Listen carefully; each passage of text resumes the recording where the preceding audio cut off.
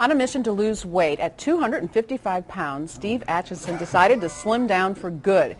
It's a journey many of you may be considering as the end of the year draws near, but the big thing is not just losing the weight, but keeping it off. Charles D'Angelo's weight loss coach is here, and he helped Steve reach his goal. And Steve is like so many of us, just finally got sick of it, right? He got sick of it, and I had seen him working out at the gym just intensely with his son for quite some time, so I approached him and I said, just give me 3 months of your time and I will make this work for you. And, so you insulted him?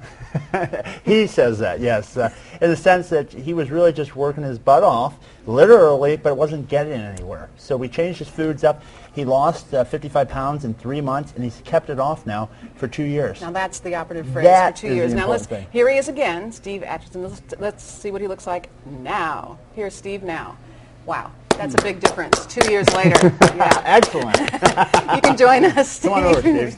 You know, losing weight, it's such a personal journey for everyone. And I know, Steve, that, you know, we can commiserate because having had a lot of pounds on for a long time, you just told me that you saw me before and you thought I was fat. You did. I thought you were voluptuous. Oh, voluptuous. But anyway, how did you seal this in your brain that I'm going to stay here? I had seen a picture of myself, shirtless and heavy, and thought to myself, oh God, I don't want to look like that. Mm-hmm. And then my son, Charles, came up to me while I was working out. You know, he said, lose some weight. My son said, lose some weight. So I went on the program. But my concern was how to maintain it afterwards, you know, because it actually is not difficult to lose the weight because you got that intense feeling, I'm going to lose it, I'm going to lose, I'm going to lose. You have the results. The results and the resolve. Mm-hmm. It's easy. I can argue with that point because for so long, you know, people always say that. It's so easy to lose the weight. I don't think it's that easy to lose the weight because you really have to be ready. You have to be ready, and you have to have the focus to be able to be in places and be with people that would be doing different things. And you can't do those things. And you have to go on a diet. You have to. There's no way around that. But I don't think of it as a diet, really. Not now. Well, even then, you have to adjust your way of thinking. It is a lifestyle change. And it happened at a good time because my children were going off to school, so I no longer had to have food in the house that they like to eat. My wife, she wanted to lose weight also, so we kind of did this together. We bought a Foreman grill, advertised, I love my Foreman grill. We put, you know, the steaks or whatever it was that we were going to have in the evening. Sometimes put your vegetables on it, whatever. Very easy.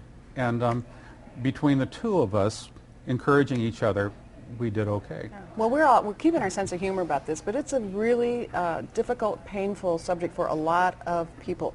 When you finally reached your goal, what was it? Did you feel like, uh-oh, I might go back? Were you unsure of yourself for a long time? No. Okay, you know, good. I'm sorry. I've lost weight so many times through my life, and I've gotten to a point in my life where I don't want to be the person in a wheelchair or huffing and puffing climbing stairs.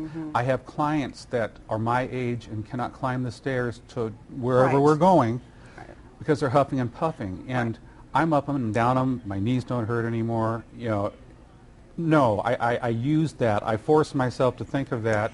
And when I look at cookies or pies or whatever, I think, do I really want that, or do I want to be able to climb the stairs without huffing and puffing? See, that's right. And Charles, isn't that really, a lot of times it has to shift in your brain, that this is also a health issue. And when you get older, it really becomes a health issue. I have a lot of clients that come to see me because of that reason. Their doctors send them to me because they're diabetic or they have hypertension, and they realize that if they don't change, they don't know where they'll be next year. As Steve had said, he uses that pain. He uses that to motivate himself. The diets are out there. You know, you eat very healthily. Steve ate very healthily. He still, to this day, he may have things that aren't part of what the original plan was, but he knows how to modulate that to work into maintaining his weight. Well, we could talk about this all day, but we don't have time. Thank you so much for joining us and sharing your story. And you can go to our website. If you have any questions for Charles D'Angelo on our website, you can go to kpl11.com, and he'll be with us again next Thursday just before we come head on with the holiday temptations. We'll be right back.